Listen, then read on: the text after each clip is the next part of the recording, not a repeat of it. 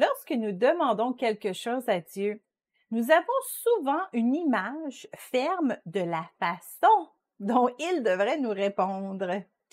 Le danger avec cette image est qu'elle nous empêche de voir que Dieu nous a répondu, mais d'une autre manière.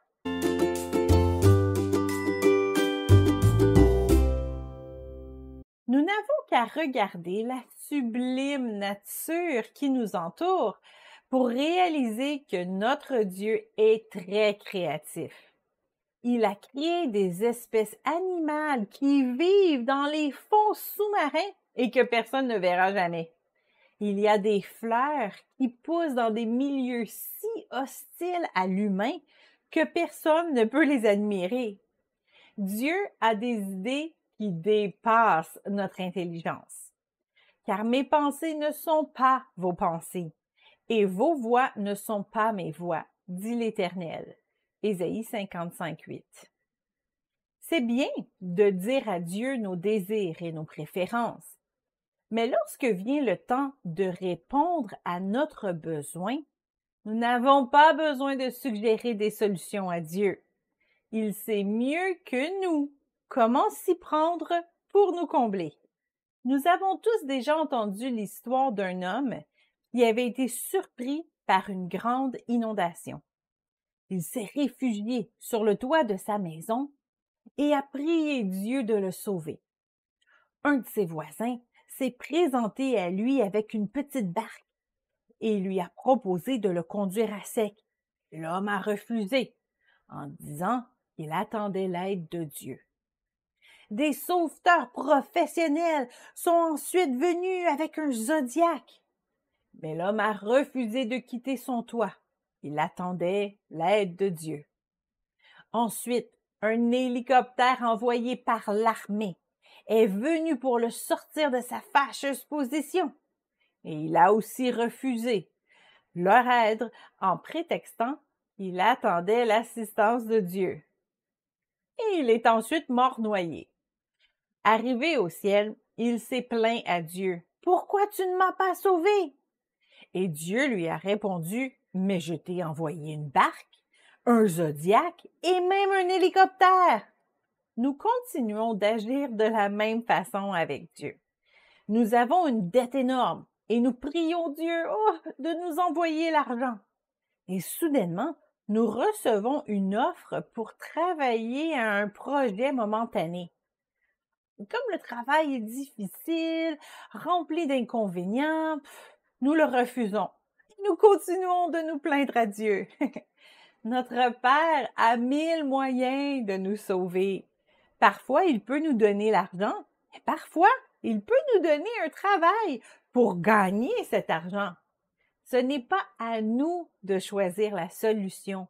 Nous devons rester à l'écoute et suivre sa direction.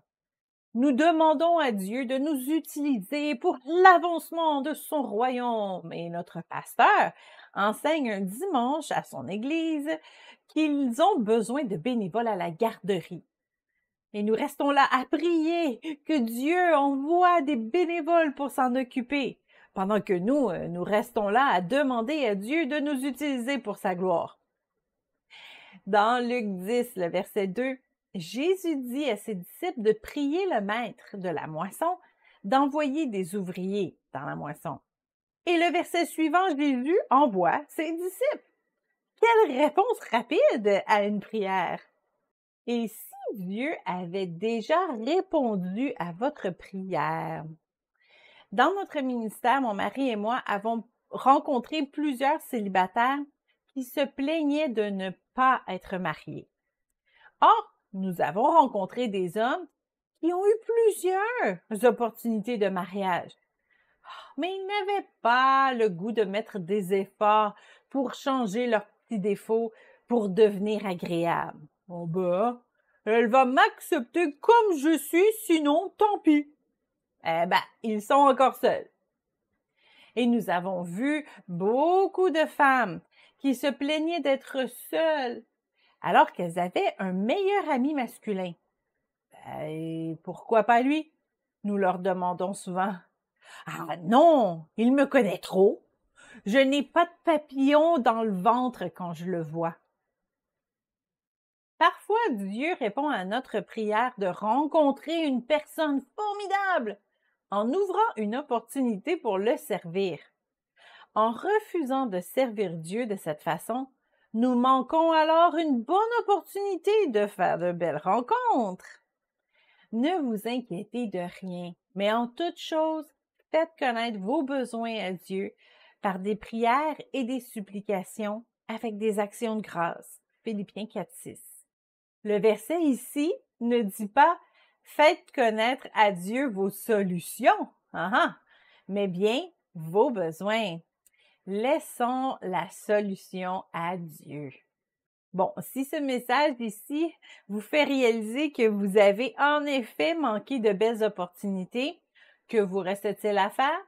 Bon, commencez par vous repentir de votre entêtement et votre orgueil. Et choisissez maintenant de faire les pas que Dieu vous dit de faire. Il n'est jamais trop tard pour recommencer avec Dieu. Vous allez avoir perdu du temps et peut-être même perdu de belles opportunités. Mais regardez vers l'avant.